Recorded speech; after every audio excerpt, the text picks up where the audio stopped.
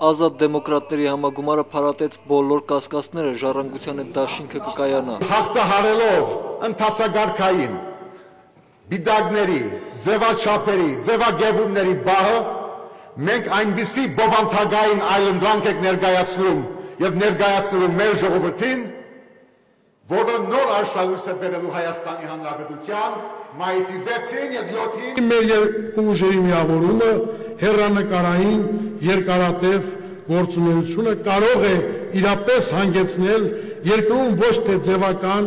այլ բովանդակային լուրջ փոփոխությունների։ Համագումարի հյուրերը սպասելիքներ ունեն ազատ դեմոկրատներից։ Ամեն ինչ անենք, որ վերջապես կարողանանք ընտրությունները դարձնել միջոց իշխանությունները փոխելու համար։ Նոր ժամանակների նախագահն ընդհանրապես հույս ունի, որ ազատ դեմոկրատները կհաղթի խորհրդարանի առաջիկա ընտրություններում։ Եթե այնպես ստացվի, որ ընտրություններն անցնեն այնպես ինչպես միշտ,